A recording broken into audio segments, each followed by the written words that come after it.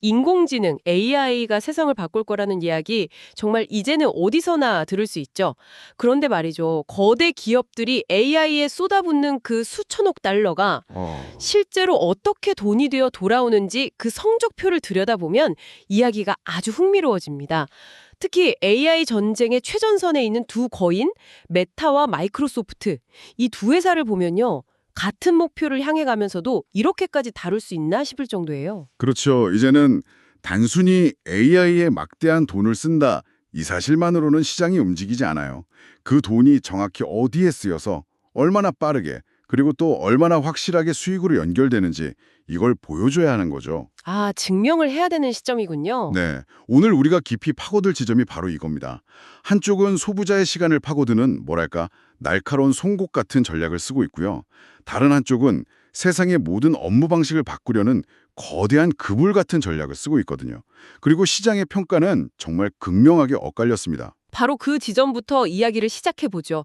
두 회사의 최근 분기 실적 발표가 있기 전에 한 6개월 동안을 돌이켜보면 시장 분위기가 꽤 싸늘했어요. 거대 기업들 중에서 유독 이 두 회사만 주가가 좀 하락세였죠. 맞습니다. AI에 돈만 쓰고 결과물은 없는 거 아니냐? 이런 의심의 눈초리가 있었고요. 통제 불가능한 AI 지출이라는 꼬리표가 계속 따라다녔습니다. 투자자들은 이게 밑빠진 독에 물붓기가 될까 봐 불안해했죠. 그런데 이번 실적 발표를 기점으로 분위기가 정말 180도 바뀌었습니다. 두 회사 모두 시장 예상치를 살짝 웃도는 꽤 괜찮은 실적을 냈는데도 말이죠. 발표 직후에 주가는 완전히 정반대 방향으로 갔어요. 한쪽은 환호했고 다른 한쪽은 외면했죠. 같은 AI 투자를 하고 비슷한 수준의 실적을 냈는데도요. 네. 도대체 그 갈림길에서 무슨 일이 있었던 걸까요? 시장은 뭘 보고 한쪽의 손만 들어준 거죠? 결정적인 차이는 미래에 대한 메시지였습니다. 메타는 다음 분기 매출 성장이 가속화될 거다 이렇게 선언을 했어요. 반면에 마이크로소프트가 내놓은 전망은 성장이 둔화될 것을 암시했거든요. 아, 그 한 단어 차이가 엄청났겠네요. 가속과 둔화. 그렇죠. 투자자들의 불안감이 최고조에 달했을 때 메타는 여러분이 걱정하던 그 투자가 이렇게 즉각적인 돈이 되어 돌아오고 있습니다. 이걸 숫자로 딱 증명해 보인 겁니다. 와, 그건 정말 결정적인 한판이었겠네요. 그럼 그 명확한 성과를 보여준 메타부터 자세히 들여다보죠. 사실 메타의 사업 모델은 무서울 정도로 단순하잖아요. 매출의 98%가 광고에서 나오니까요.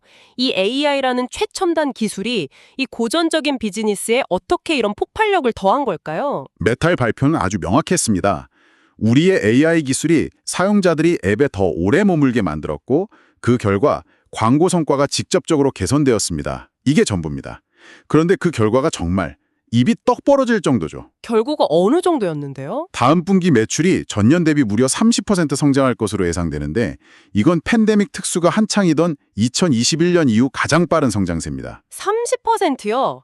지금 같은 경제 상황에서 메타 같은 거대 기업이 30% 성장을 한다는 건, 이건 정말 엄청난 숫자인데요. 이게 다 AI 덕분이라는 거잖아요.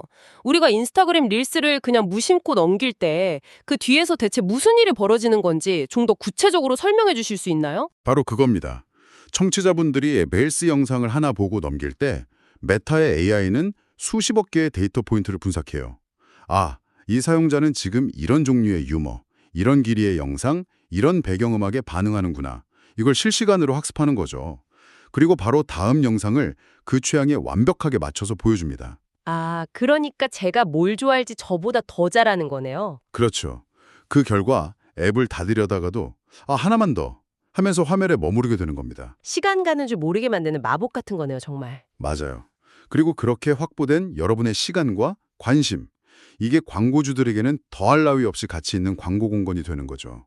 AI가 사용자를 더욱 강력하게 붙잡고 늘어난 사용자의 관심이 더 비싼 광고 수익으로 직결되는 완벽한 선순환 구조가 만들어진 겁니다. AI 투자가 어떻게 돈이 되는지를 가장 직관적이고 강력하게 보여주는 사례네요. 네, 뉴스트리트 리서치의 댄 세몬이라는 분석가가 이런 평가를 했어요. 입이 떡 벌어지는 매출 가속화는 막대한 투자를 가볍게 압도한다. 이제 이 말이 무슨 뜻인지 정확히 와닿죠. 투자자들이 그동안의 지출을 문제 삼지 않고 오히려 환호하는 이유입니다. 여기서 마크 저커버그 CEO의 발언을 더하면 그림이 더 명확해지겠네요. 그가 실적 발표 컨퍼런스 콜에서 우리의 현재 추천 시스템은 앞으로 가능해질 것에 비하면 원시적인 수준이다. 이렇게 말했다면서요? 네, 맞습니다. 와, 지금 이 정도 성과를 내는 시스템을 원시적이라고요? 그건 뭐 엄청난 자신감의 표현이네요. 다심감을 넘어선 괄이 선전포고에 가깝죠. 이번 성공은 일회성 이벤트가 아니다. 거대한 변화의 서막일 뿐이다. 그러니 우리의 막대한 투자를 의심하지 말라. 이런 강력한 메시지를 시장에 던진 겁니다. 앞으로의 기대치를 하늘 높은 줄 모르고 올려놓은 셈이죠. 하지만 이게 계속될 수 있을까요? 사용자들이 AI가 완벽하게 짜놓은 콘텐츠에 좀 피로감을 느끼거나 너무 통제된 환경에 거부감을 느낄 가능성은 없을까요? 아주 중요한 지적입니다. 단기적으로는 성공했지만 장기적으로는 참여의 질이라는 문제가 발생할 수 있죠. 하지만 현재로서는 그 어떤 우려보다 매출 30% 성장이라는 숫자의 힘이 훨씬 더 강력하게 작용하고 있는 겁니다. 알겠습니다. 메타의 길은 정말 레이저처럼 한 곳에 집중해서 성과를 내는 단순하고 강력한 전략이네요. 그런데 같은 AI 게임을 하는 마이크로소프트는 왜 이런 폭발력을 보여주지 못하는 걸까요? 사업 규모나 자원은 훨씬 더 방대해 보이는데요. 바로 그 방대함이 마이크로소프트의 힘인 동시에 지금의 발목을 잡는 족쇄가 되고 있습니다. 마이크로소프트의 사업은 기업 고객, 개인 소비자, 게이머까지 상대하는 거대한 생태계잖아요. 그렇죠. 그리고 투자자들이 AI의 영향력을 가장 예리하게 주시하는 분야는 단연 애저라는 클라우드 사업입니다. 모두가 오픈 AI에 대한 투자가 애저의 성장을 폭발시킬 거라고 기대했죠. 맞아요. 챗 GPT를 돌리는 모든 컴퓨팅 파워가 애저에서 나오니까 뭐 애저는 그냥 앉아서 돈을 버는 구조라고 다들 생각했거든요.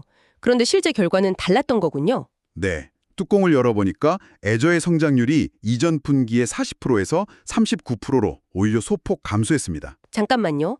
39% 성장도 엄청난 거 아닌가요? 클라우드 사업에서 그 정도 성장률이면 대단한 건데 왜 시장은 이걸 실패라고 본 거죠? 기대치가 너무 높았기 때문입니다. 시장은 오픈 AI 효과로 성장률이 45%, 50%까지 치솟을 거라고 기대하고 있었거든요. 그런데 기대에 못 미친 것도 모자라 성장세가 꺾였다는 신호가 나오니까 실망 매물이 쏟아진 겁니다. 아, 생각보다 AI 효과가 크지 않네. 이런 의구심이 피어오른 거군요. 바로 그거죠. 그렇군요. 기대치를 충족시키지 못했다. 그럼 왜 기대만큼의 성과가 나오지 않은 걸까요? 어떤 구조적인 문제가 있었던 건가요? 파고들면 정말 흥미로운 두 가지 딜레마가 보입니다. 첫째는 습관을 바꾸는 것의 어려움이에요. 마이크로소프트의 AI, 코파일럿은 사무직 근로자들이 매일 쓰는 엑셀이나 파워포인트에 통합되어 있죠. 네. 이건 인스타그램에서 재밌는 영상을 하나 더 보게 만드는 것과는 차원이 다른 문제입니다. 수십 년간 굳어진 사람들의 일하는 방식을 바꾸도록 설득해야 하니까요. 아, 그러네요. 메타의 AI는 우리의 여가 시간을 더 즐겁게 만드는 데 집중하고 마이크로소프트의 AI는 우리의 업무 시간을 더 효율적으로 만드는 걸 목표로 하는군요. 후자가 훨씬 더 저항이 크고 시간이 오래 걸리겠네요. 당장 리포트 마감이 급한데 새로운 AI 기능을 배우고 있을 여유가 없을 수도 있고요. 정확합니다. 그리고 둘째는 더 근본적이고 어려운 문제입니다. 바로 자원 배분의 딜레마죠. 자원 배분요? 네. 현재 AI의 심장이라고 할 수 있는 엔비디아의 GPU 칩. 이게 공급이 턱없이 부족합니다. 금보다 비싸다는 말까지 나오죠. 마이크로소프트는 이 귀한 GPU를 가지고 선택을 해야 합니다. 이걸 내부 제품인 코파일럿을 개발하고 고도화하는 데 쓸 것인가? 아니면 클라우드 서비스인 애저를 통해 외부 고객들에게 컴퓨팅 파워로 빌려주고 돈을 벌 것인가? 자기 제품을 만드는 사업이랑 다른 회사가 제품을 만들도록 인프라를 빌려주는 사업이 서로 한정된 자원을 넣고 경쟁하는 셈이네요. 상상도 못한 딜레마인데요. 그렇습니다. 마치 세상에서 가장 좋은 오븐을 가진 빵집 주인이 된 것과 같죠. 이 오븐으로 우리 가게 빵을 구워서 팔 것인가? 아니면 다른 빵집에 시간당 얼마를 받고 오븐을 빌려줄 것인가? 그런데 오븐은 한 대뿐인 상황인 겁니다. 와, 비유가 정말 확 와닿네요. 실제로 마이크로소프트의 CFO인 에이미 후드가 이런 말을 하기도 했어요. 만약 우리가 확보한 최신 GPU를 전부 애저에 할당했다면 성장률은 40%를 넘었을 겁니다. 내부 제품 개발에 자원을 쓰느라 클라우드 사업 성장이 발목 잡혔다는 걸 인정한 셈이죠. 메타는 그런 고민을 할 필요가 전혀 없겠네요. 모든 GPU를 오직 자신들의 광고 추천 알고리즘을 강화하는 데만 쏟아부으면 되니까요. 바로 그 지점이 두 회사의 근본적인 차이입니다. 메타는 목표가 하나이고 모든 자원을 그 목표에 쏟아붓습니다. 반면 마이크로소프트는 수많은 목표를 가진 거대한 생태계를 유지해야 하기에 내부적으로 자원 경쟁과 복잡한 우선순위 결정을 해야만 하는 거죠. 자, 그럼 앞으로의 전망을 한번 보죠. 보통 미래 전략은 돈을 어디에 쓰는지를 보면 알 수 있다고 하잖아요. 지출 계획을 보면 메타는 여기서 멈출 생각이 전혀 없어 보이는데요. 멈추는 정도가 아니라 오히려 가속 페달을 엔진이 터질 정도로 밟고 있습니다.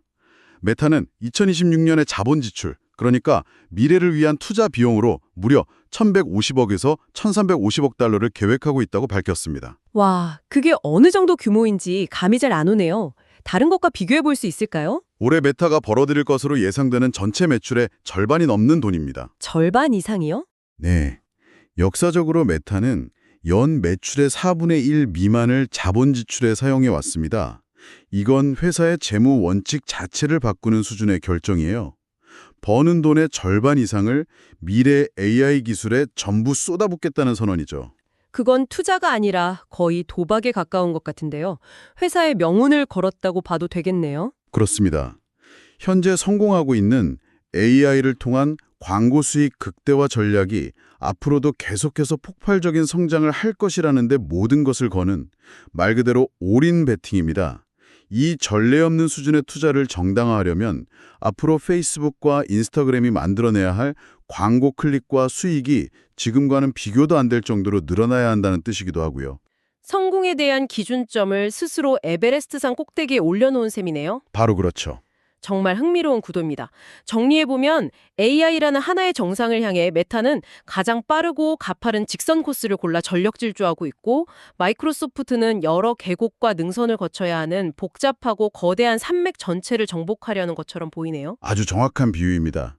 그리고 바로 이 지점에서 우리가 그리고 청취자 여러분이 한번 생각해 볼 만한 질문이 던져집니다.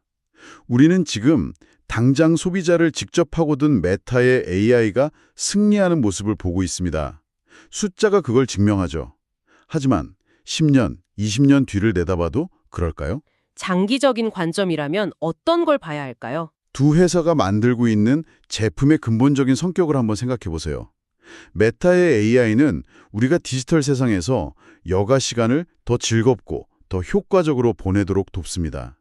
우리가 뭘 좋아할지 완벽하게 예측해서 끝없이 콘텐츠를 공급해주죠. 네, 우리의 도파민을 완벽하게 공략하는 시스템이라고 할 수 있겠네요. 반면 마이크로소프트의 AI는 이메일 초안 작성부터 복잡한 데이터 분석, 회의 요약까지 세상이 일하는 방식 그 자체를 바꾸려고 합니다. 훨씬 더 본질적이고 구조적인 변화를 목표로 하죠. 성공한다면 그 파급력은 상상하기 어렵지만 그만큼 시간도 오래 걸리고 저항도 심합니다. 하나는 우리의 디지털 여가를, 다른 하나는 우리의 디지털 업무를 재창조하려는 시도. 이렇게 보니 두 회사의 길이 얼마나 다른지 명확하게 보이네요. 바로 그겁니다. 그래서 마지막으로 이 질문을 던져드리고 싶습니다. 궁극적으로 우리 삶에 어떤 유형의 AI 통합이 더 깊고 지속적인 가치를 창출하게 될까요? 우리의 여가 시간을 완벽하게 만들어주는 AI일까요? 아니면 우리의 업무 방식을 근본적으로 재창조하려는 AI일까요? 지금 시장은 단기적인 성과에 환호하며 답을 내놓았지만 진정한 장기전의 승자는 아직 정해지지 않았습니다. 여러분의 디지털 라이프를 한번 떠올려 보세요. 10년 뒤에 여러분의 삶을 더 극적으로 바꿔놓을 AI는 과연 어떤 모습일까요? 정답은 아직 아무도